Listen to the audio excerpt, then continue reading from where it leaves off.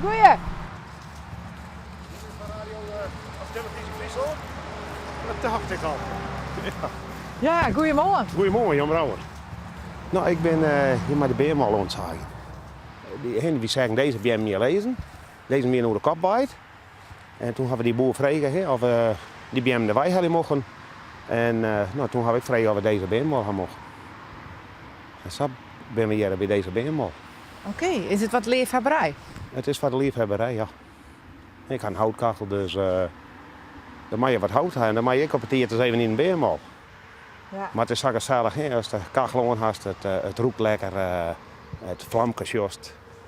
En als dan van de kachel zit met een windje, hè? Dan dat is prachtig. Ja, van het leven genieten. Van het leven genieten, ja. Ja, doe je dat? Dat doe ik, ja. Hoe? Nou, gewoon ja, goed wezen van de orenmeesken. En je werkt ervan, je eigen briefjes en je. Goed wezen van de orenmeesken. Ja, goed wezen voor de orenmeesken, ja. Hoe doe je dat? Nou, ik nog eens, ik leef ook nog in de Heer Jezus. En ik had de Heer Jezus met 20 jaar in mijn leven aangenomen. En ik wist altijd hoe God bestier, maar hij wie heel veel voort.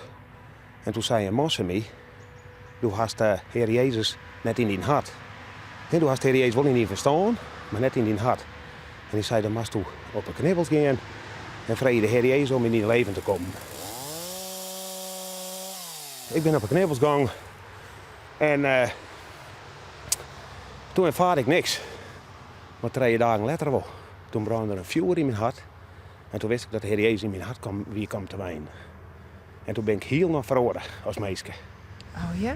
Ja. Dan kan je als dan best, du wist de Heer Jezus die jetty. Die is er. Du wist God is er. Die had dit ook al in maken. Ik kreeg honger om de Bijbel te lezen. Nou, we lezen gewoon de Bijbel anders bij het eten. Maar ik kreeg gewoon honger om de Bijbel te lezen. En begon de Bijbel te lezen, zei ik, nou staat dit erin? Dat had ik nooit wisten dat dat erin staat. Je begreep het net. Ik begreep het net, nee. En omdat nou begreep je het wel. Ja, omdat ik de Heer Jezus aannam had, binnen schelden van mijn eigen afvallen.